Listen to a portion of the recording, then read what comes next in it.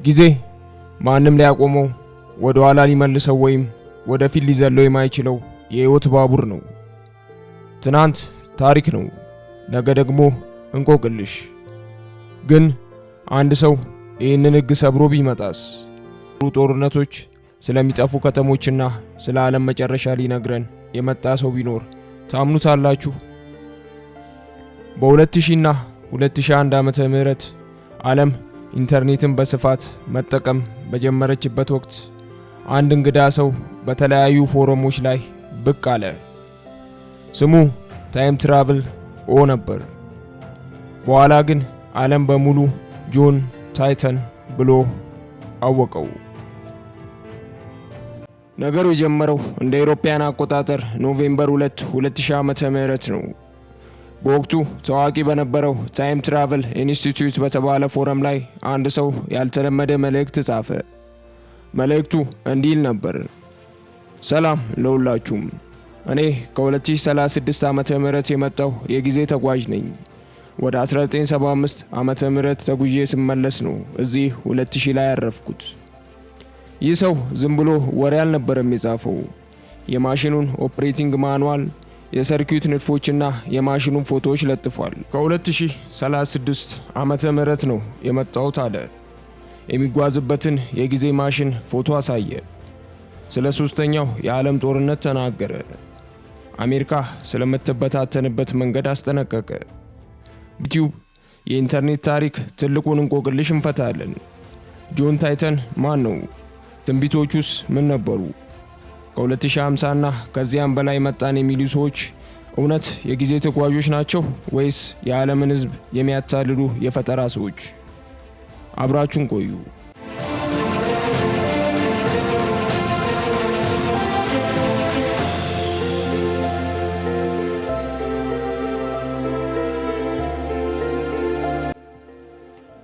እንደ ታይተን ገለጻ የጊዜ ማሽኑ ስም C204 ግራቪቲ ዲስቶርሽን ታይም ዲስፕሌስመንት ዩኒት ይባላል።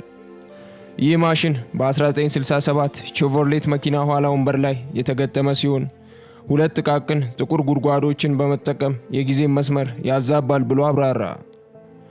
የፊዚክስ ሊቃውንት ፎቶዎቹን ሲያዩ ተገረሙ። ነገሩ የውሸት ቢሆንም እንኳን የሰራው ሰው ስለ ፊዚክስ ጥልቅ እውቀት ያለው መሆኑን መሰከሩ። ታይተን ለጥያቄዎቹ የሚሰጠው መልስ ፈጣንና በሳይንሳዊ ቃላት የታጀበ ነበር።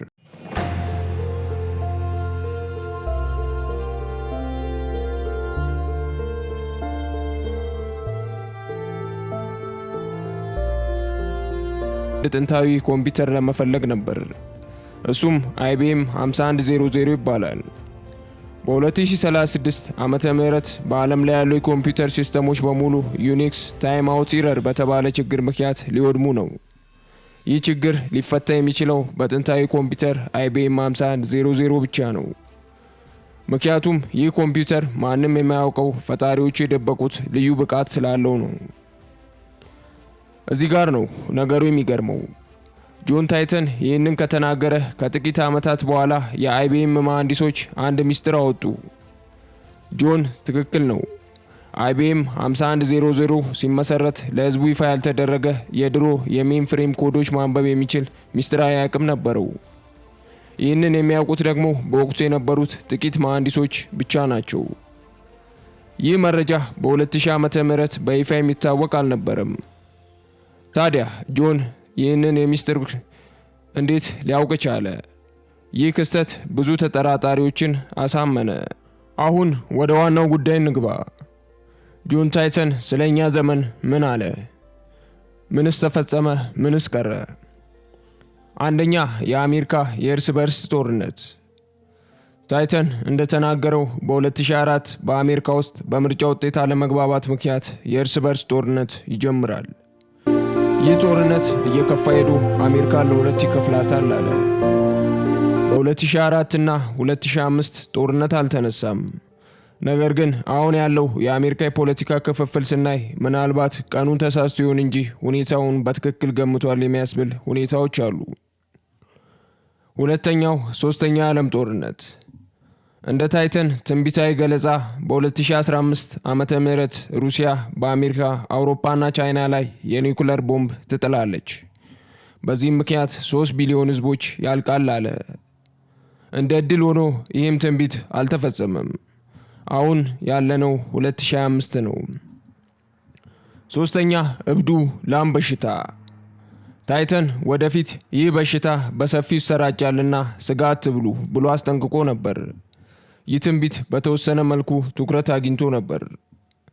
አራተኛ የኦሎምፒክ መቅረት።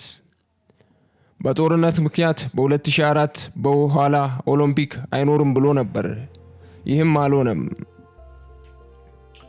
ታዲያ ትንቢቶቹ ካልተፈጸሙ ውሸታም ነበር ማለት ነው? ጆን ለዚህ መልስ ነበረው። የኔ ዓለምና የናንተ ዓለም አንድ አይነት አይደሉም። እኔ ወደ ኋላ ስመጣ የጊዜ መስመሩ በ2.5% ይቀየራል። ስለዚህ እኔ ማውቀው ታሪክና በእናንተ ላይ የሚደርሰው ታሪክ ትንሽ ሊለያይ ይችላል። እኔ ማውቀው ጦርነት በእናንተ ላይ ላይከሰት። ኢንተርኔት መርማሪዎች የጆን ታይተንን ማንነት ለማወቅ ተነሱ። ዱካው የመራቸው ወደ ፍሎሪዳ አሜሪካ ነው። ምርመራው እንደሚያሳየው ጆን ታይተር የሚለው ስም እና ታሪክ ከሀበር ብራዘርስ ሌሪ ኤንድ ሞሪ ሀበር ጋር ተገናኘ። አንደኛው የኮምፒውተር ባለሙያ ሲሆን ሁለተኛው ጠበቃ ነው። በ1998 ጆን ታይተር ፋውንዴሽን የሚል ድርጅት ተመዝግቦ ተገኘ። ብዙዎች ይህ ታሪክ እጅግ በብልሃት የተቀነባበረ ሳይንሳዊ ልቦለድ ነው ብለው ደመደሙ። የአይቢኤም 5100ን ሚስጥር ያወቁትም ምናልባት በቤተሰባቸው ውስጥ የአይቢኤም ሰራተኛ ስለነበረ ሊሆን ይችላል ተብሎ ይታመናል። ነገር ግን እስከ ዛሬ ድረስ ማንም መጥቶ እኔ ነኝ ጆን ታይተን የፈጠራ ስራ ነው ብሎ አልተናገረም። ሚስጥሩ አሁንም እንዳንጠለጠለን ተቀምጧል።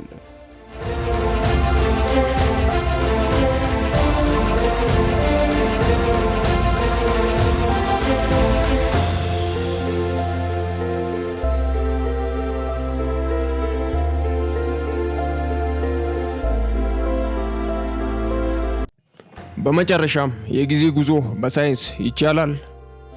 አልበርት አንስታይን እንደሚለው ጊዜ ቋሚ አይደለም። በፍጥነት በተጓዝን ቁጥር ጊዜ ይዘገያል። ወደፊት መሄድ በቲዎሪዎች ደረጃ ይቻላል። ወደ ኋላ መመለስ ግን ብዙ የፊዚክስ ህጎችን ይጥሳል። ጆን ታይተን እውነተኛ የጊዜ ተጓዥ ነበር ወይስ የዓለም ምርጡ ውሸታም? መልሱን ለእናንተ ትተናል። ነገር ግን አንድ ነገር እርግጠኛ ነን። የሰው ልጅ የወደፊቱን ለማወቅ ያለው ጉጉት መቼም አያቆምም።